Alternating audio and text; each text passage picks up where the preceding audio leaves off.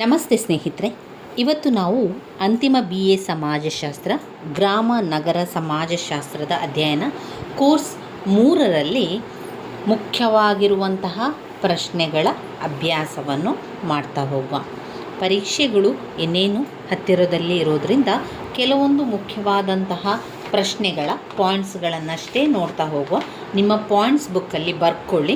ಎಲ್ಲವನ್ನು ಕೂಡ ನಾವು ಪ್ರತಿಯೊಂದು ಪಾಠವನ್ನು ಮಾಡ್ತಾ ಹೋದರೆ ನಮಗೆ ಸಮಯ ಸಾಕಾಗೋದಿಲ್ಲ. ಅದರ ಬದಲಾಗಿ ನಾವೇನು ಮಾಡುವ, ಮುಖ್ಯವಾದಂಥ ಪ್ರಶ್ನೆಗಳ ಪಾಯಿಂಟ್ಸ್ಗಳನ್ನಷ್ಟೇ ತಿಳಿತಾ ಹೋಗುವ. ಆ ಪಾಯಿಂಟ್ಸ್ಗಳನ್ನು ನಿಮ್ಮ ಪಾಯಿಂಟ್ಸ್ ಬುಕ್ಕಲ್ಲಿ ಬರ್ಕೊಳ್ಳಿ.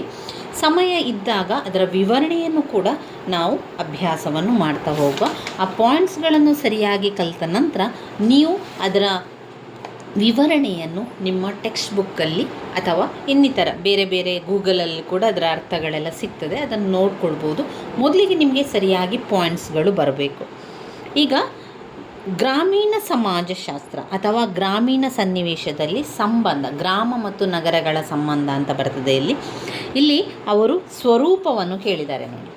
ಗ್ರಾಮೀಣ ಸಮಾಜಶಾಸ್ತ್ರದ ಸ್ವರೂಪವೇನು ಮತ್ತು ಅದರ ವ್ಯಾಖ್ಯೆಗಳನ್ನು ತಿಳಿಸಿ ಅಂತ. ಗ್ರಾಮೀಣ ಸಮಾಜಶಾಸ್ತ್ರದಲ್ಲಿ ಸ್ವರೂಪ ಅಂತ ಬಂದಾಗ ನೀವೇನೆಲ್ಲ ಬರಿಬೇಕು?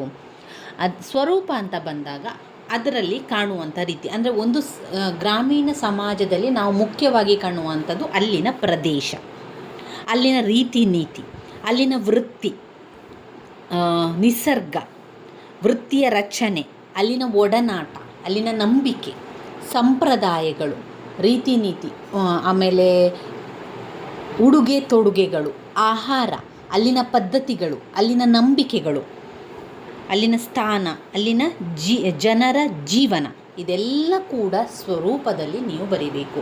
ಇವಿಷ್ಟು ಪಾಯಿಂಟ್ಸ್ಗಳನ್ನು ಬರಿತಾ ಹೋಗಿ. ನೀವು ಈಗ ಒಂದು ಹಳ್ಳಿಯಲ್ಲಿದ್ದೀರಾ, ಒಂದು ಗ್ರಾಮದಲ್ಲಿದ್ದೀರಾ ಅಂತ ಅಂದರೆ ನಮಗೆ ನೆನಪಾಗಬೇಕಾಗಿರುವಂಥ ನಾವಿರುವಂಥದ್ದು ಒಂದು ಪ್ರದೇಶ. ಅಲ್ಲಿರುವಂತಹ ಜನರ ಜೀವನ ಯಾವ ರೀತಿ ಇದೆ, ಅವರ ಆಚಾರ ವಿಚಾರ ಯಾವ ರೀತಿ ಇದೆ, ಅವರ ಒಡನಾಟ, ಅವರ ಸಂಪರ್ಕ, ಅವರ ನಂಬಿಕೆಗಳು ಯಾವ ರೀತಿ ಇದೆ, ಅವರ ಉಡುಗೆ ತೊಡುಗೆಗಳು, ಅಲ್ಲಿನ ಹಬ್ಬ ಹರಿದಿನಗಳು, ಆಚಾರ ವಿಚಾರ, ಅವರ ಜೀವನದ ವೃತ್ತಿಗಳು, ಇದೆಲ್ಲವನ್ನು ಕೂಡ ನಾವು ಪಾಯಿಂಟ್ಸನ್ನು ಹಾಕ್ತಾ ಬರಿತಾ ಹೋಗಬೇಕು. ಇದುವೇ ಗ್ರಾಮೀಣ ಸಮಾಜಶಾಸ್ತ್ರದ ಸ್ವರೂಪದಲ್ಲಿ ನಾವು ಬರಿತಾ ಹೋಗಬೇಕಾಗಿರುವಂಥದ್ದು. ಇನ್ನು ಗ್ರಾಮೀಣ ಸಮಾಜಶಾಸ್ತ್ರದ ವ್ಯಾಖ್ಯೆಗಳು ಅಂತ ಬಂದಾಗ ಸಮಾಜಶಾಸ್ತ್ರಜ್ಞರ ಹೆಸರನ್ನು ಬರೆದು ನಾವು ವ್ಯಾಖ್ಯೆಗಳನ್ನು ಬರೀಬೇಕಾಗಿರುವಂಥದ್ದು. ಇದರಲ್ಲಿ ನಮ್ಮ ಸ್ವಂತ ವಿವರಣೆಯಿಂದ ಬರೀಲಿಕ್ಕೆ ಸಾಧ್ಯ ಇಲ್ಲ. ಯಾಕೆಂದರೆ ವ್ಯಾಖ್ಯೆಗಳು ಅಂತ ಬಂದಾಗ ಸಮಾಜಶಾಸ್ತ್ರಜ್ಞರು ಹೇಳಿರುವಂಥ ವಿಚಾರವನ್ನೇ ಬರಿತಾ ಹೋಗಬೇಕು. ಗ್ರಾಮೀಣ ಸಮಾಜಶಾಸ್ತ್ರವನ್ನು ಗ್ರಾಮೀಣ ಪರಿಸರದಲ್ಲಿನ ಜೀವನದ ಸಮಾಜಶಾಸ್ತ್ರ ಅಂತ ಹೇಳಿದವರು ಸ್ಟ್ಯಾಂಡರ್ಡ್ ಡ್ವೇಟ್ ಸ್ಟ್ಯಾಂಡರ್ಡ್ಸ್ ಅವರು ಹೇಳಿರುವಂಥದ್ದು. ಇನ್ನು ಡಾಕ್ಟರ್ AR ದೇಸಾಯಿ ಅವರ ಪ್ರಕಾರ ಸಾಮಾಜಿಕ ವ್ಯವಸ್ಥೆಯ ರಚನೆ, ಕಾರ್ಯಗಳು ಮತ್ತು ಬೆಳವಣಿಗೆ, ಗತಿಯ ಧ್ಯೇಯಗಳನ್ನು ವೈಜ್ಞಾನಿಕವಾಗಿ, ಕ್ರಮಬದ್ಧವಾಗಿ ಮತ್ತು ವಿಶಾಲವಾಗಿ ಅಧ್ಯಯನ ಮಾಡುವುದು ಗ್ರಾಮೀಣ ಸಮಾಜಶಾಸ್ತ್ರ ಅಂತ ಹೇಳಿದವರು ಡಾಕ್ಟರ್ AR ದೇಸಾಯಿ ಅವರು. ಇನ್ನು T. ಲಿನ್ ಸ್ಮಿತ್ ಅವರ ಪ್ರಕಾರ ಗ್ರಾಮೀಣ ಸಾಮಾಜಿಕ ಸಂಬಂಧಗಳ ಅಧ್ಯಯನದಿಂದ ರೂಪುಗೊಂಡಿರುವಂತಹ ಸಮಾಜಶಾಸ್ತ್ರೀಯ ಸಂಗತಿಗಳನ್ನು ಮತ್ತು ತತ್ವಗಳನ್ನು ಗ್ರಾಮೀಣ ಸಮಾಜಶಾಸ್ತ್ರ ಎಂಬುದಾಗಿ ಕರೆಯಬಹುದು ಅಂತ T. ಲಿನ್ ಸ್ಮಿತ್ ಅವರು ಹೇಳಿದ್ದಾರೆ. ಇವಿಷ್ಟು ವ್ಯಾಖ್ಯೆಗಳಿಗೆ ಆಯಿತು. ಇನ್ನು ನಾವು ಅವುಗಳ ಪ್ರಾಮುಖ್ಯತೆಯನ್ನು ತಿಳ್ಕೊಳ್ಬೇಕು. ಗ್ರಾಮೀಣ ಸಮಾಜಶಾಸ್ತ್ರದಲ್ಲಿ ಪ್ರಾಮುಖ್ಯತೆ ಏನು ಅಂತ ಬರ್ತದೆ. ಅಲ್ಲಿನ ಕುಟುಂಬ, ಬಂಧುತ್ವ, ಜಾತಿ, ಸಮುದಾಯ, ಆರ್ಥಿಕ ಸಂಘಟನೆ, ರಾಜಕೀಯ ಸಂಘಟನೆ, ಧಾರ್ಮಿಕ ಸಂಘಟನೆ, ರೈತ ದಂಗೆ, ಹಸಿರು ಕ್ರಾಂತಿ, ಕ್ಷೀರ ಕ್ರಾಂತಿ, ನೀಲಿ ಕ್ರಾಂತಿ, ಇದೆಲ್ಲ ಕೂಡ ಗ್ರಾಮೀಣ ಸಮಾಜಶಾಸ್ತ್ರದ ಪ್ರಾಮುಖ್ಯತೆ, ಮಹತ್ವ, ಸ್ವರೂಪ ಅಂತ ಬಂದಾಗ ಈ ಎಲ್ಲ ಪಾಯಿಂಟ್ಸ್ಗಳನ್ನು ಬರೆದು ನಾವು ವಿವರಿಸ್ತಾ ಹೋಗಬೇಕು. ಈ ಪಾಯಿಂಟ್ಸ್ಗಳನ್ನು ಬರೆದ ನಂತರ ಇದರೊಳಗೆ ಇರುವಂತಹ ವಿವರಣೆಯನ್ನು ನಿಮ್ಮದೇ ವಾಕ್ಯದಲ್ಲಿ ನಿಮಗೆ ಗೊತ್ತಿರುವ ರೀತಿಯಲ್ಲಿ ಬರಿತಾ ಹೋದರೆ ಆಯಿತು. ಇವಾಗ ಗ್ರಾಮೀಣ ಸಮಾಜಶಾಸ್ತ್ರದಲ್ಲಿ ಕುಟುಂಬ ಅಂತ ಬಂದಾಗ ಒಂದು ಗ್ರಾಮೀಣ ಸಮಾಜದಲ್ಲಿ ಹೆಚ್ಚಾಗಿ ಅವಿಭಕ್ತ ಕುಟುಂಬಗಳನ್ನು ಕಾಣ್ತೇವೆ. ಇತ್ತೀಚಿನ ದಿನಗಳಲ್ಲಿ ಅವಿಭಕ್ತ ಕುಟುಂಬಗಳು ಚಿಕ್ಕ ಚಿಕ್ಕ ಆಗ್ತಾ ಇದೆ, ಕುಟುಂಬಗಳು ಸಣ್ಣದಾಗ್ತಾ ಇದೆ. ಆದರೆ ಮುಖ್ಯವಾಗಿ ನಾವು ನೋಡಿದರೆ ಗ್ರಾಮೀಣ ಸಮಾಜ ಅಂತ ಬಂದಾಗ ಎಲ್ಲರೂ ಜೊತೆಯಾಗಿ ಬಾಳ್ತಾರೆ, ಎಲ್ಲರೂ ಜೊತೆಯಾಗಿ ಕೆಲಸ ಮಾಡ್ತಾರೆ. ಅಲ್ಲಿ ಎಲ್ಲರೂ ಕೂಡ ಹೊಲಗಳಿಗೆ ಹೋಗಿ ಅಲ್ಲಿ ಜೊತೆಯಾಗಿ ಕೆಲಸವನ್ನು ಮಾಡುವಂಥದ್ದು. ಇದನ್ನೆಲ್ಲ ನಾವು ವಿವರಣೆಯಲ್ಲಿ ಬರಿತಾ ಹೋಗುವಂಥದ್ದು. ಈ ರೀತಿಯಾಗಿ ನಿಮಗೆ ಗೊತ್ತಿರುವಂಥದ್ದು, ನೀವು ಕಂಡಿರುವಂಥದ್ದು, ನೀವು ಕೇಳಿರುವಂಥ ವಿಚಾರಗಳನ್ನು ವಿವರಣೆಯಲ್ಲಿ ಬರಿತಾ ಹೋದ್ರಾಯಿತು. ಇದೇ ರೀತಿಯ ವಿವರಣೆ ಬೇಕು ಅಂತ ಯಾವುದೇ ರೀತಿಯ ನಿಯಮ ಇಲ್ಲ. ಅದರಿಂದ ಹೆಚ್ಚು ಚಿಂತೆ ಮಾಡಬೇಡಿ, ಪಾಯಿಂಟ್ಸನ್ನು ಸರಿಯಾಗಿ ಕಲಿತುಕೊಳ್ಳಿ, ಪಾಯಿಂಟ್ಸ್ ಬಗ್ಗೆ ಗಮನ ಕೊಡಿ. ನಿಮ್ಮ ಪಾಯಿಂಟ್ಸ್ ಬುಕ್ಕಲ್ಲಿ ಪಾಯಿಂಟ್ಸನ್ನೇ ಬರೀರಿ, ನಂತರ ಅದನ್ನು ಬಾಯ್ಪಾಠ ಮಾಡಿ ಆದರೂ ಕೂಡ ಪಾಯಿಂಟ್ಸನ್ನು ಕಲಿತುಕೊಳ್ಳಿ. ನಂತರ ವಿವರಣೆಯನ್ನು ಬರೀಬೇಕಾದ್ರೆ ನಿಮಗೆ ಯಾವ ರೀತಿ ಬರಿತಾ ಹೋಗ್ಬೋದು ಅದೇ ರೀತಿಯಲ್ಲಿ ಬರಿತಾ ಹೋಗಿ. ನಿಮಗೆ ಅಷ್ಟು ವಿವರಣೆ ಬರೀಲಿಕ್ಕೆ ಸಾಧ್ಯ ಆಗ್ತಾ ಇಲ್ಲ ಅಂತಂದರೆ ಒಮ್ಮೆ ಅದರೊಳಗೆ ವಿವರಣೆ ಏನು ಕೊಟ್ಟಿದ್ದಾರೆ ಅಂತ ನೋಡಿಕೊಂಡು ಓದ್ತಾ ಹೋಗಿ. ಆವಾಗ ನಿಮಗೆ ಯಾವ ರೀತಿ ಬರಿಬೋದು ಎನ್ನುವಂಥದ್ದು ಯೋಚನೆಗೆ ಬರ್ತದೆ. ಇನ್ನು ಇದರಲ್ಲಿ ವೆರಿ ಇಂಪಾರ್ಟೆಂಟ್ ಆಗಿರುವಂಥದ್ದು ಸಾಮಾಜಿಕ ವಿಕಾಸದ ಮೊದಲ ಹಂತಗಳು ಮತ್ತು ಮಾನವನ ಅಲೆಮಾರಿ ಜೀವನ. ಸಾಮಾಜಿಕ ವಿಕಾಸದ ಮೊದಲ ಹಂತಗಳು ಮತ್ತು ಮಾನವನ ಅಲೆಮಾರಿ ಜೀವನ. ಪ್ರಶ್ನೆಗಳು ಬೇರೆ ರೀತಿಯಲ್ಲಿ ಕೂಡ ಕೇಳ್ತಾರೆ. ಸಮಾಜಶಾಸ್ತ್ರದ ವಿಕಾಸದ ಹಂತಗಳನ್ನು ತಿಳಿಸಿ, ಅಥವಾ ಸಮಾಜಶಾಸ್ತ್ರದಲ್ಲಿ ಆಗಿರುವಂಥ ವಿಕಾಸಗಳ ಬಗ್ಗೆ ತಿಳಿಸಿ, ಅಥವಾ ಸಮಾಜಶಾಸ್ತ್ರದ ಮಾನವನ ಅಲೆಮಾರಿ ಜೀವನದ ಬಗ್ಗೆ ತಿಳಿಸಿ ಅಂತ ಬಂದಾಗ ನಾವು ಈ ಒಂದು ಹಂತಗಳನ್ನು ಬರೀಬೇಕು. ಯಾವೆಲ್ಲ ಹಂತಗಳಿದೆ? ಒಟ್ಟು ಅದರಲ್ಲಿ 4 ಹಂತಗಳನ್ನು ಕಾಣ್ಬೋದು. ಯಾವ ಹಂತ? ಆಹಾರ ಸಂಗ್ರಹಣ ಹಂತ, ಬೇಟೆಯಾಡುವ ಹಂತ, ಹುಲ್ಲುಗಾವಲಿನ ಹಂತ, ಭೂಸಾಗುವಳಿಯ ಹಂತ. ಇವಿಷ್ಟು ಇದರಲ್ಲಿ ಬರುವಂಥ ಹಂತಗಳು, ಸಾಮಾಜಿಕ ವಿಕಾಸದ ಹಂತಗಳಲ್ಲಿ ಬರುವಂಥದ್ದು. ಗ್ರಾಮಗಳ ಉಗಮದ ಬೆಳವಣಿಗೆಯನ್ನು ಕೇಂದ್ರವಾಗಿಟ್ಟುಕೊಂಡು ನಾವು ಸಾಮಾಜಿಕ ವಿಕಾಸವನ್ನು 4 ರೀತಿಯಲ್ಲಿ ವಿಂಗಡಿಸ್ತಾ ಹೋಗ್ತೇವೆ. ಅದರಲ್ಲಿ ಮೊದಲನೇದಾಗಿ ಆಹಾರ ಸಂಗ್ರಹಣೆ ಹಂತ, 2ನೇದು ಬೇಟೆಯಾಡುವ ಹಂತ, 3 ಹುಲ್ಲುಗಾವಲು ಹಂತ, 4 ಭೂಸಾಗುವಳಿಯ ಹಂತ ಅಂತ ಹೇಳುವಂಥದ್ದು. ಈ ರೀತಿಯಾಗಿ ವಿಂಗಡಣೆ ಮಾಡಿದ್ದಾರೆ. ಅದರಲ್ಲಿ ಮತ್ತೆ ಉಪವಿಂಗಡಣೆ ಅಂತ ಹೇಳಿದಾಗ ಬೂದಿ ಸಾಗುವಳಿಯ ಹಂತ ಮತ್ತು ಭೂ ಸಾಗುವಳಿಯ ಹಂತ ಅಂತ ಕಾಣ್ಬೋದು. ಮೊದಲನೆಯದಾಗಿ ಆಹಾರ ಸಂಗ್ರಹಣ ಹಂತ ಅಂದರೆ ಎಷ್ಟೋ ವರ್ಷಗಳ ಹಿಂದೆ ಮಾನವ ಅಲೆಮಾರಿ ಜೀವನವನ್ನು ಮಾಡ್ತಾ ಇದ್ದ.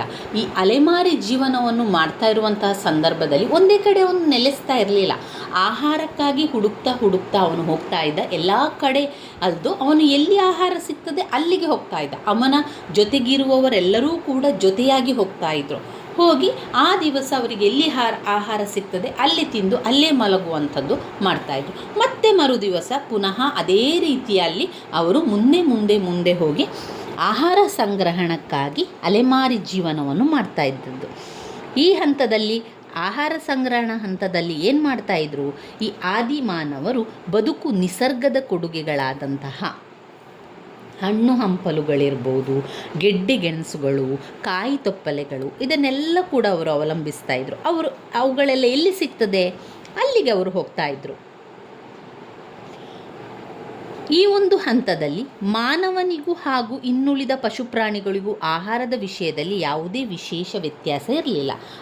ಮನುಷ್ಯರು ಕೂಡ ಅದನ್ನೇ ತಿಂತಾಯಿದ್ರು, ಪ್ರಾಣಿ ಪಕ್ಷಿಗಳು ಕೂಡ ಅದನ್ನೇ ತಿಂತಾಯಿದ್ರು. ಹಾಗೆ ನೋಡಿದರೆ ಕಷ್ಟ, ಕೇಡು, ಗಂಡಾಂತರಗಳಿಂದ ಕೂಡಿದಂತಹ ಆ ದಂಡಕಾರಣ್ಯದಲ್ಲಿ, ಆ ಒಂದು ಅರಣ್ಯದಲ್ಲಿ ಜೀವನ ನಡೆಸಲು ಮಾನವನಿಗಿಂತ ಪಶುಪ್ರಾಣಿಗಳೇ ಹೆಚ್ಚು ಸಾಮರ್ಥ್ಯವನ್ನು ಹೊಂದಿದ್ದರೆಂದು ಹೇಳಬಹುದು. ಈ ಹಂತದಲ್ಲಿ ಮಾನವನು ಸಾವಿನ ದವಡೆಯಿಂದ ತನ್ನ ತುತ್ತನ್ನು ಕಿತ್ತು ತಿನ್ನುತ್ತಿದ್ದನೆಂದು ಹೇಳಿದರೆ ತಪ್ಪಾಗಲಿಕ್ಕಿಲ್ಲ. ಇಂತಹ ಗಂಡಾಂತರಮಯ ಅನಿಶ್ಚಿತ ಜೀವನವನ್ನು ನಡೆಸುವ ಮಾನವರು ನಿಸರ್ಗದ ಕೊಡುಗೆಗಳನ್ನು ಅರಸುತ್ತಾ ಅಲೆಮಾರಿ ಜೀವನವನ್ನು ನಡೆಸದೆ ಅವರಿಗೆ ಆ ಒಂದು ಅಲೆಮಾರಿ ಜೀವನವನ್ನು ಮಾಡದೆ ಬೇರೆ ಅವರಿಗೆ ವ್ಯವಸ್ಥೆ ಇರಲಿಲ್ಲ. ಅಂದರೆ ಅವರಿಗೆ ಗೊತ್ತಿರಲಿಲ್ಲ. ಅವರು ಒಂದೇ ಕಡೆ ನಿಲ್ಬೋದು ಅಥವಾ ಒಂದೇ ಕಡೆ ಸಾಗುವಳಿ ಮಾಡ್ಬೋದು, ಅವರಿಗೆ ಒಂದೇ ಕಡೆ ಬೆಳೆಗಳನ್ನು ಬೆಳೆಸಿ ಅಲ್ಲೇ ಇರ್ಬೋದು ಎನ್ನುವಂಥದ್ದು ಅವರಿಗೆಲ್ಲ ಗೊತ್ತಿರಲಿಲ್ಲ. ಅವರು ಆಹಾರ ಸಿಕ್ಕುವಲ್ಲಿಗೆ ಹೋಗ್ತಾ ಇದ್ರು ವಿನಃ ಅಲೆಮಾರಿ ಜೀವನವನ್ನು ಈ ರೀತಿಯಾಗಿ ಮಾಡ್ತಾ ಹೋಗ್ತಾ ಇದ್ರು. 2ನೇ ಪಾಯಿಂಟ್ನಲ್ಲಿ ಬಂದಾಗ ಬೇಟೆಯಾಡುವ ಹಂತಕ್ಕೆ ಬಂದರು. ಇಷ್ಟೆಲ್ಲ ಆದಮೇಲೆ ಅವರಿಗೆ ಗೊತ್ತಾಯಿತು ಬೇಟೆ ಆಡ್ಬೋದು. ಆಹಾರ ಹಣ್ಣು ಹಂಪಲು ಸಿಗದಂಥ ಸಂದರ್ಭದಲ್ಲಿ, ಈಗ ಹಣ್ಣುಗಳಿರ್ಬೋದು, ಹಣ್ಣು ಹಂಪಲುಗಳಲ್ಲಿ ಏನಾಗ್ತದೆ, ಅದು ವರ್ಷದಲ್ಲಿ 1 ಬಾರಿ ಅಥವಾ 2 ಬಾರಿ ಹಣ್ಣುಗಳನ್ನು ಕೊಡುವಂಥದ್ದು. ವರ್ಷ ಪೂರ್ತಿ ಆ ಮರಗಳಲ್ಲಿ ಹಣ್ಣುಗಳಿರುವುದಿಲ್ಲ. ಅಂತಹ ಸಂದರ್ಭದಲ್ಲಿ ಈ ಆದಿಮಾನವರಿಗೆ ಹಸಿವಾಗ್ತಾ ಇತ್ತು. ಅವಾಗ ಏನು ಮಾಡ್ತಾಯಿದ್ರು, ಇನ್ನೇನು ಮಾಡುವಂಥದ್ದು, ಅವರಿಗೆ ಹಸಿವಾದಾಗ ಎಲ್ಲವೂ ಕೂಡ ನೆನಪಾಗ್ತಾಯಿತ್ತು. ಆವಾಗ ಅವರು ಯೋಚನೆ ಮಾಡಿದರು, ಇಲ್ಲ, ಪ್ರಾಣಿಗಳನ್ನು ಬೇಟೆಯಾಡಿ ನಾವು ನಮ್ಮ ಹಸಿವನ್ನು ನೀಗಿಸಬೇಕು ಅಂತ ಹೇಳಿ ಬೇಟೆಯಾಡಲಿಕ್ಕೆ ಆರಂಭ ಮಾಡ್ತಾರೆ. ಸಾಮಾಜಿಕ ವಿಕಾಸದ 2ನೆಯ ಹಂತ ಅಂತ ಹೇಳಿದರೆ ಬೇಟೆಯಾಡುವ ಹಂತ. ಈ ಹಂತದಲ್ಲಿ 2 ಪ್ರಮುಖ ಬೆಳವಣಿಗೆಗಳು ಗೋಚರ ಆಗ್ತದೆ. ಮೊದಲನೆಯದು, ಆದಿಮಾನವರು ಕೆಲವೊಂದು ಉಪಕರಣಗಳನ್ನು ಉಪಯೋಗಿಸಿ ಕುಶಲತೆಯನ್ನು ಕಲಿತುಕೊಂಡ್ರು. ಅವರಿಗೆ ಆವಾಗ ಆ ಒಂದು ಚೂಪಾದ ಕಲ್ಲುಗಳನ್ನು ಮಾಡುವಂಥದ್ದು, ಚೂಪಾದ ಕೋಲುಗಳನ್ನು ಮಾಡುವಂತಹ ಕುಶಲತೆ, ಅವುಗಳು ಸುಮ್ಮನೆ ಇದ್ದಂತಹ ಸಂದರ್ಭದಲ್ಲಿ ಕಲ್ಲನ್ನು ಚೂಪು ಮಾಡಿ ಇಡುವಂಥದ್ದು, ಕೋಲನ್ನು ಚೂಪು ಮಾಡಿ ಎಲ್ಲ ಇಡ್ತಾಯಿದ್ರು. ಈ ಒಂದು ಉಪಕರಣವನ್ನು ಮಾಡಿ ಅವರು ಪ್ರಾಣಿಗಳನ್ನು ಹಿಡಿಲಿಕ್ಕೆ ಅದನ್ನು ಉಪಯೋಗಿಸಿದರು. ಮಾನವನು ಉಪಕರಣಗಳನ್ನು ನಿರ್ಮಿಸಿ ಅವುಗಳನ್ನು ಪ್ರಯೋಗಿಸುವ ಕಲೆಗೆ 2 ಮುಖ್ಯ ಕಾರಣ ಆಯಿತು. ಮೊದಲನೆಯದು ಆತನ ಬುದ್ಧಿಶಕ್ತಿ, 2ನೆಯದು 4 ಬೆರಳುಗಳ ಎದುರಿಗೆ ಹೆಬ್ಬೆರಳನ್ನು ಹೊಂದಿದ ಅಂಗರಚನೆ. ಈ ರೀತಿಯ ಅಂಗರಚನೆಯನ್ನು ಹೊಂದಿದ ಏಕಮೇವ ಪ್ರಾಣಿ ಅಂತ ಹೇಳಿದರೆ ಅದು ಮಾನವ ಮಾತ್ರ. ಮೊದಲು ಕಲ್ಲು ಕಟ್ಟಿಗೆಗಳಿಂದ ಉಪಕರಣಗಳ ಆಯುಧಗಳನ್ನು ನಿರ್ಮಿಸಿ ಅವುಗಳ ಸಹಾಯದಿಂದ ಕಾಡು ಪ್ರಾಣಿಗಳ ಬೇಟೆಯನ್ನು ಮಾಡ್ತಾಯಿದ್ರು. ಆತನ ಜೀವನ ಮಟ್ಟವು ಸುಧಾರಿಸಿದಾಗ ಆಗ ಹಣ್ಣು ಹಂಪಲು, ಗೆಡ್ಡೆಗೆಣಸು, ಕಾಯಿ ತೊಪ್ಪಲಗಳನ್ನಲ್ಲದೆ ಪ್ರಾಣಿಗಳ ಮಾಂಸವನ್ನು ಕೂಡ ಸೇವಿಸತೊಡಗಿದ್ರು. ಅಷ್ಟು ಮಾತ್ರವಲ್ಲದೆ ತನ್ನನ್ನು ಕಡು ಬಿಸಿಲು, ಕಡು ಚಳಿಯಿಂದ ರಕ್ಷಿಸಿಕೊಳ್ಳಲು ಪ್ರಾಣಿಗಳ ಚರ್ಮವನ್ನು ಹೊದಿಕೆಯಾಗಿ ಕೂಡ ಉಪಯೋಗಿಸತೊಡಗಿದ್ರು. ಈ ಹಂತದ 2ನೆಯ ಆವಿಷ್ಕಾರ ಅಂತ ಹೇಳಿದರೆ ಬೆಂಕಿ. ಮಾನವನು ಬೆಂಕಿಯನ್ನು ಆಕಸ್ಮಿಕವಾಗಿ 2 ಒಣಗಿದ ಕಟ್ಟಿಗೆಗಳನ್ನು ಅಥವಾ ಕಲ್ಲುಗಳನ್ನು ಉಜ್ಜುವುದರಿಂದ ಕಂಡುಕೊಂಡನೆಂದು ಹೇಳ್ಬೋದು. ಹೀಗೆ ಆಕಸ್ಮಿಕವಾಗಿ ಕಂಡುಹಿಡಿದ ಬೆಂಕಿಯು ಅತಿ ಉಪಯುಕ್ತವಾದ ಒಂದು ಶಕ್ತಿಯಾಗಿ ಪರಿಣಮಿಸಿತು. ಬೆಂಕಿಯ ಸಹಾಯದಿಂದ ಕಾಡು ಮಾನವನು ಈವರೆಗಿನ ಏನು ಮಾಡ್ತಾಯಿದ್ರು, ಬೆಂಕಿ ಕಂಡುಹಿಡಿಯುವ ಮೊದಲು ಅವರು ಮಾಂಸವನ್ನೆಲ್ಲ ಹಸಿಯಾಗಿ ತಿಂತಾಯಿದ್ರು, ಯಾವುದೇ ಒಂದು ಬೇಯಿಸದೆ ತಿಂತಾಯಿದ್ರು. ಅವರಿಗೆ ನಂತರ ಬೇಯಿಸಿ ತಿನ್ನುವಂತಹ ಅಭ್ಯಾಸ ಆರಂಭವಾಯಿತು. ಹಸಿಯಾಗಿ ತಿನ್ನುತ್ತಿದ್ದ ಆಹಾರವನ್ನು ಬೇಯಿಸತೊಡಗಿದರು. ಹೀಗೆ ಬೇಯಿಸಿದ ಆಹಾರವು ಜೀರ್ಣಕ್ರಿಯೆಗೆ ಸಹಕಾರಿಯಾಯಿತು. ಅಷ್ಟು ಮಾತ್ರವಲ್ಲದೆ ಬೆಂಕಿಯ ಸಹಾಯದಿಂದ ಮಾನವರು ಕಡು ಚಳಿಯಿಂದ ರಕ್ಷಿಸಿಕೊಂಡರಲ್ಲದೆ ಅದರ ಸಹಾಯದಿಂದ ನರಭಕ್ಷಕ ಕಾಡು ಪ್ರಾಣಿಗಳನ್ನು ಬೆದರಿಸಿ ತಮ್ಮನ್ನು ರಕ್ಷಿಸಿಕೊಳ್ಳುವ ತಂತ್ರವನ್ನು ಕೂಡ ಆ ಬೆಂಕಿಯಿಂದಲೇ ಕಂಡುಕೊಂಡವರು. ಅಂದಮೇಲೆ 2ನೆಯ ಹಂತವಾಗಿ ಅವರಿಗೆ ಸಿಕ್ಕಿರುವಂಥದ್ದು, ಈ ಎಲ್ಲ ಸುಧಾರಣೆಗಳನ್ನು ಕಂಡುಕೊಂಡಂಥ ಈ ಆದಿಮಾನವನೇನು ಮಾಡಿದರು, ಒಂದು ಸ್ಥಳದಲ್ಲಿ ನಿಲ್ಲುವುದು ಸಾಧ್ಯವಾಗದೆ ಹೋಯಿತು. ಇಷ್ಟೆಲ್ಲ ಕಂಡುಹಿಡಿದ್ರು, ಆದರೆ ಅವರು ಅಲೆಮಾರಿ ಜೀವನ ಮುಂದುವರಿಯಿತು. ಈ ಹಂತದಲ್ಲಿ ಕೂಡ ಮಾನವನು ಅಲೆಮಾರಿ ಜೀವನವನ್ನು ಮುಂದುವರಿಸಬೇಕಾಯಿತು. ಮೊದಲನೆಯ ಹಂತದಲ್ಲಿ ಮಾನವನು ಋತುಗಳನ್ನು ಹಿಂಬಾಲಿಸಿದರೆ ಈ ಹಂತದಲ್ಲಿ ಬೇಟೆಯಾಡಿ ತಿನ್ನುವ ಪ್ರಾಣಿಗಳನ್ನು ಹಿಂಬಾಲಿಸಿದರು. ನೋಡಿ, ಆರಂಭದಲ್ಲಿ ಅವನು ಹಣ್ಣು ಹಂಪಲು ಗೆಡ್ಡೆಗೆಣಸುಗಳನ್ನು ಮಾತ್ರ ತಿಂತಾ ಇದ್ದ. ಆದ್ದರಿಂದ ಒಂದು ಕಡೆಯಲ್ಲಿ ಒಂದು ಮರದಲ್ಲಿ ಹಣ್ಣು ಹಂಪಲುಗಳೆಲ್ಲ ಖಾಲಿಯಾದಾಗ ಮತ್ತೊಂದು ಕಡೆಗೆ ಹೋಗುವಂಥದ್ದು, ಮತ್ತೊಂದು ಹಣ್ಣುಗಳನ್ನು ತಿನ್ನುವಂಥದ್ದು, ಈ ರೀತಿಯಾಗಿ ಮಾಡ್ತಾ ಇದ್ದ. ನಂತರ 2ನೇ ಹಂತಕ್ಕೆ ಬಂದಾಗ ಅವನಿಗೇನನಿಸಿತು ಅಂದರೆ ಬೇಟೆಯಾಡಲಿಕ್ಕೆಲ್ಲ ಕಲ್ತ್ಕೊಂಡ, ಪ್ರಾಣಿಗಳನ್ನು ತಿನ್ನಲಿಕ್ಕೆ ಆರಂಭ ಮಾಡಿದ. ಆವಾಗ ಪ್ರಾಣಿಗಳನ್ನು ಹುಡುಕ್ತಾ ಅವರನ್ನು ಬೇಟೆಯಾಡ್ತಾ ಅವನು ಆಗ ಕೂಡ ಅಲೆಮಾರಿ ಜೀವನವನ್ನು ಮುಂದುವರಿಸಿದ್ರು.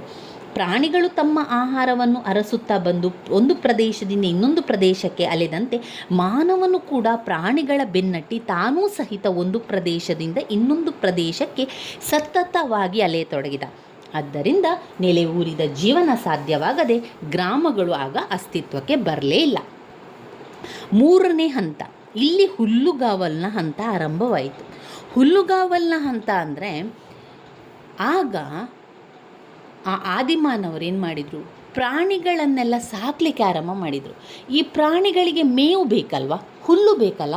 ಆ ಸಂದರ್ಭದಲ್ಲಿ ಆ ಹುಲ್ಲಿಗಾಗಿ ಹುಡುಕ್ತಾ ಅವರು ಅಲೆಮಾರಿ ಜೀವನವನ್ನೇ ಮುಂದುವರೆಸಿದರು. ಪ್ರಾಣಿಗಳ ಆಹಾರಕ್ಕಾಗಿ ಹುಲ್ಲುಗಾವಲು ಪ್ರದೇಶಕ್ಕೆ ಹೋಗಿ ಆ ಹುಲ್ಲುಗಾವಲಿನಲ್ಲಿ ಅವುಗಳನ್ನು ಮೇಯಿಸ್ತಾ ಇದ್ರು. ಪ್ರಾಣಿಗಳ ಪಳೆಯುವಿಕೆಯ ಕಲೆಯು ಹುಲ್ಲುಗಾವಲು ಹಂತವನ್ನು ಬರುವಂತೆ ಮಾಡಿತು ಎಂದು ಹೇಳ್ಬೋದು.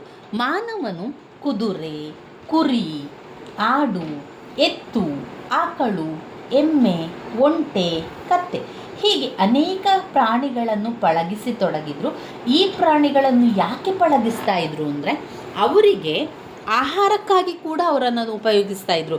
ಎಲ್ಲಿಯೂ ಕೂಡ ಆಹಾರ ಸಿಗದಿದ್ದಾಗ, ಬೇಟೆಯಾಡಿದಾಗ ಆಹಾರ ಸಿಗದಿದ್ದಾಗ ಅವರು ಸಾಕಿರುವಂತಹ ಪ್ರಾಣಿಗಳನ್ನು ಕೊಂದು ಅವರು ಆಹಾರವನ್ನು ತಯಾರು ಮಾಡ್ತಾಯಿದ್ರು.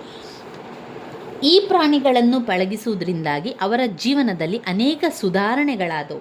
ಆತನ ಆಹಾರ ಸಂಗ್ರಹಣವು ಹೆಚ್ಚಿತು. ನಿಸರ್ಗದಿಂದ ವಿಫಲವಾಗಿ ದೊರಕುವ ಹಣ್ಣು ಹಂಪಲು, ಗೆಡ್ಡೆ ಗೆಣಸು, ಕಾಯಿ ತೊಪ್ಪಲೆ, ಬೇಟೆ ಪ್ರಾಣಿಗಳಿಂದ ದೊರಕುವ ಮಾಂಸವಲ್ಲದೆ ಈ ಹಂತದ ಮಾನವರು ತಾವು ಪಳಗಿಸಿದ ಸಾಕಿದ ಪ್ರಾಣಿಗಳ ಹಾಲಿನ ಉತ್ಪನ್ನಗಳನ್ನು ಕೂಡ ಬಳಸಲಿಕ್ಕೆ ಆರಂಭ ಮಾಡಿದರು. ಕಷ್ಟಕರ ಪರಿಸ್ಥಿತಿಯಲ್ಲಿ ತಮ್ಮ ಹಸಿವನ್ನು ನೀಗಿಸಿಕೊಳ್ಳಲು ತಾವು ಪಳಗಿಸಿ ಸಾಕಿದ ಪ್ರಾಣಿಗಳನ್ನು ಕೊಂದು ತಿಂತಾಯಿದ್ರು. ಸಾಕು ಪ್ರಾಣಿಗಳು ಮಾನವ ಜೀವನದಲ್ಲಿ ಅನೇಕ ಸುಧಾರಣೆಗಳಿಗೆ ಕಾರಣವಾದರೂ ಮಾನವರು ಒಂದೇ ಸ್ಥಳದಲ್ಲಿ ನೆಲೆಯೂರಿ ನಿಲ್ಲಲು ಆಗಲೂ ಕೂಡ ಅನುವಾಗಲಿಲ್ಲ. ತದ್ವಿರುದ್ಧವಾಗಿ ಏನಾಯಿತು, ಸಾಕು ಪ್ರಾಣಿಗಳು ಮಾನವನ ಅಲೆಮಾರಿತನವನ್ನು ಹೆಚ್ಚು ಮಾಡಿಸಿದರು. ಅನೇಕ ವಿದ್ವಾಂಸರು ಕೂಡ ಅದನ್ನೇ ಅಭಿಪ್ರಾಯಪಟ್ಟಿದ್ದಾರೆ. ಈ ಹಂತದಲ್ಲಿ ಏನಾಯಿತು, ಮಾನವರು ಕೇವಲ ತಮಗೆ ಬೇಕಾದ ಆಹಾರವನ್ನಲ್ಲದೆ ತಾವು ಸಾಕು ಸಲಹಿ ಪ್ರಾಣಿಗಳಿಗೂ ಕೂಡ ಆಹಾರ ಬೇಕಾಯಿತು, ಮೇವು ಕೊಡಬೇಕಿತ್ತು. ಅದಕ್ಕಾಗಿ ಅವರೇನು ಮಾಡಿದರು, ಹುಲ್ಲುಗಾವಲುಗಳನ್ನು ಅರಸುತ್ತಾ ಹೊರಡ್ತಾರೆ. ತಮ್ಮಲ್ಲಿರುವ ಸಾರಿಗೆಯ ಪ್ರಾಣಿಗಳಾದ ಎತ್ತು, ಕತ್ತೆ, ಕುದುರೆ, ಒಂಟೆ ಮುಂತಾದವರ ಸಹಾಯದಿಂದ ಹೆಚ್ಚಿನ ಸರಕುಗಳು ಸಾಮಗ್ರಿಗಳನ್ನು ಹೇರಿಕೊಂಡು ದೂರ ಪ್ರದೇಶಗಳಿಗೆ ಪ್ರಯಾಣ ಮಾಡಬಲ್ಲವರಾದರು. ಹೀಗಾಗಿ ಈ ಹಂತದಲ್ಲಿಯೂ ಕೂಡ ಗ್ರಾಮ ಉಗಮವಾಗದೆ ಹೋಯಿತು. ಇನ್ನು 4ನೇ ಹಂತಕ್ಕೆ ಬಂದಾಗ ಇಲ್ಲಿ ಅನೇಕ ಅದ್ಭುತಗಳು ನಡೆದಂತಹ ಒಂದು ಹಂತ ಅಂತ ಹೇಳ್ಬೋದು. ಭೂ ಸಾಗುವಳಿ ಮಾಡಿದ ಹಂತ. ಈ ಭೂ ಸಾಗುವಳಿ ಮಾಡಿದಂತಹ ಹಂತದಲ್ಲಿ ಆದಿಮಾನವನು ಏನು ಮಾಡಿದ, ಒಂದೇ ಕಡೆ ನೆಲೆ ಊರಲಿಕ್ಕೆ ಸಹಾಯ ಆಯಿತು.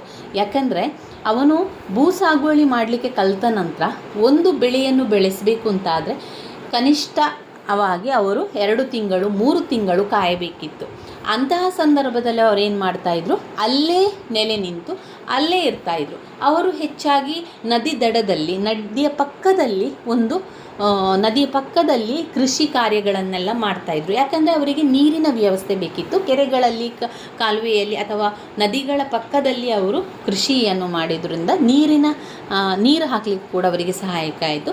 ಅಲ್ಲಿಯೇ ಅವರು ತಮ್ಮ ಜೀವನವನ್ನು ಕೂಡ ಆರಂಭ ಮಾಡ್ತಾರೆ, ಅಲ್ಲಿಯೇ ನೆಲೆ ನಿಲ್ತಾರೆ. ಆವಾಗ ಒಂದು ಚಿಕ್ಕ ಗ್ರಾಮಗಳೆಲ್ಲ ಆರಂಭವಾಗಿರುವಂಥದ್ದು ನಂತರದ ದಿನಗಳಲ್ಲಿ. ಭೂಸಾಗುವಳಿಯ ಹಂತವು ಮಾನವನ ಇತಿಹಾಸದಲ್ಲಿ ಒಂದು ಮಹತ್ವವಾದ ಘಟಕವಾಯಿತು. ಮಾನವನ ಸಂಸ್ಕೃತಿಯ ದಿಕ್ಕನ್ನೇ ಬದಲಾಯಿಸಿತು ಎನ್ಬೋದು. ಈ ಹಂತದಲ್ಲಿ ಏನಾಯಿತು, ಮಾನವನು ಒಂದು ಸ್ಥಳದಲ್ಲಿ ನೆಲೆಯೂರಿ ನಿಲ್ಲುವಂತಾಯಿತಲ್ಲದೆ ಗ್ರಾಮಗಳು ಕೂಡ ಅಸ್ತಿತ್ವಕ್ಕೆ ಬರುವಂತಾಯಿತು. ಸಾಗುವಳಿ ಹಂತವನ್ನು 2 ರೀತಿಯಲ್ಲಿ ವಿಂಗಡಿಸಿದ್ದಾರೆ. ಒಂದು ಬೂದಿ ಸಾಗುವಳಿ ಹಂತ ಮತ್ತು ಭೂ ಸಾಗುವಳಿ ಹಂತ ಎಂದು 2 ಅದನ್ನು ಹಂತಗಳಾಗಿ ವಿಂಗಡಿಸ್ತಾರೆ. ಬೂದಿ ಸಾಗುವಳಿಯ ಹಂತ. ಬೂದಿ ಸಾಗುವಳಿ ಹಂತದಲ್ಲಿ ಅವರು ಏನು ಮಾಡ್ತಾರೆ, ಮಾನವನು ಭೂ ಸಾಗುವಳಿಗೆ ಅತ್ಯವಶ್ಯಕವಾದ ಗುದ್ದಲಿ, ನೇಗಿಲುಗಳನ್ನು ಕಂಡುಹಿಡಿದಾಗ ಭೂ ಸಾಗುವಳಿ ಹಂತವು ಅಸ್ತಿತ್ವಕ್ಕೆ ಬಂದಿತೆಂದು ಹೇಳ್ಬೋದು. ಈ ರೈತಾಪಿ ಉಪಕರಣಗಳ ಸಹಾಯದಿಂದ ಮಾನವನು ಭೂಮಿಯನ್ನು ಉತ್ತು ಬೀಜಗಳನ್ನು ಬಿತ್ತುವಂತಾಯಿತು. ಇದನ್ನು ಅದೇ ಭೂಮಿಯಲ್ಲಿ ಪ್ರತಿ ವರ್ಷ ಮಾಡಬಹುದಾಗಿತ್ತು. ಹೀಗೆ ಬಿತ್ತಿ ಬೆಳೆದ ಪೈರುಗಳ ಸಹಾಯದಿಂದ ಮಾನವನು ಪ್ರಪ್ರಥಮವಾಗಿ ತನ್ನ ಆಹಾರವನ್ನು ತಾನೇ ಬೆಳೆದುಕೊಳ್ಳತೊಡಗಿದನು. ಅಷ್ಟು ಮಾತ್ರವಲ್ಲದೆ ಆತನು ಒಂದೇ ಸ್ಥಳದಲ್ಲಿ ನೆಲೆಯೂರಿ ನಿಲ್ಲುವಂತಾಯಿತು. ಮಾನವನ ಸಾಮಾಜಿಕ ವಿಕಾಸದ ಈ ದೀರ್ಘಕಾಲದ ಇತಿಹಾಸವನ್ನು ಟೊನ್ನೇಸ್ ಹಾಗೂ ಮಂಫೋರ್ಡ್ ಅವರು ಚಿಕ್ಕ ಹಾಗೂ ಚೊಕ್ಕ ಶಬ್ದಗಳಲ್ಲಿ ಅತಿ ಪರಿಣಾಮಕಾರಿಯಾಗಿ ವರ್ಣಿಸಿದ್ದಾರೆ. ಟೊನ್ನೇಸ್ ಅವರು ಉತ್ತಿದ ತುಂಡು ಜಮೀನು ಅಲೆಮಾರಿಗಳ ಕಾಲುಗಳನ್ನು ಕಟ್ಟಿಹಾಕಿತು ಎಂದು ಹೇಳಿದರೆ, ಮಂಫೋರ್ಡ್ ಅವರು ಸಸ್ಯ ಸಂಗೋಪನೆಯೇ ಮಾನವನ ನೆಲೆಯೂರಿದ ಜೀವನಕ್ಕೆ ನಾಂದಿ ಆಯಿತು ಎಂದು ಹೇಳಿದರು. ಹಳ್ಳ, ಕೊಳ್ಳ, ನದಿ, ಕೆರೆಗಳ ಮಗ್ಗುಲಲ್ಲಿ ಫಲವತ್ತಾದ ಸ್ಥಳಗಳನ್ನು ಆಯ್ದು ಆ ಭೂಮಿಯಲ್ಲಿ ತಮಗೆ ಬೇಕಾದ ಆಹಾರದ ಬೆಳೆಯತೊಡಗಿದರು. ಅದೇ ಜಮೀನಿನಲ್ಲಿ ಪ್ರತಿ ವರ್ಷವೂ ಸಾಗುವಳಿ ಮಾಡಿ ತನ್ನ ಆಹಾರವನ್ನು ಬೆಳೆಯಬಹುದಾದ್ದರಿಂದ ಆತನ ಅಲೆದಾಟಕ್ಕೆ ತೆರೆ ಬಿದ್ದಂತಾಯಿತು. ಆತನ ಅಲೆಮಾರಿ ಜೀವನ ಕೊನೆಗೊಂಡಿತು. ನೆಲೆ ಊರಿ ನಿಂತ ಮಾನವ ಪ್ರಪ್ರಥಮವಾಗಿ ಗ್ರಾಮಗಳನ್ನು ನಿರ್ಮಿಸಿ ಅವುಗಳಲ್ಲಿಯೇ ನೆಲೆಸತೊಡಗಿದ. ಈ ರೀತಿ ಗ್ರಾಮಗಳೆಲ್ಲವೂ ಉಗಮವಾಗಲಿಕ್ಕೆ ಕಾರಣ ಆಯಿತು.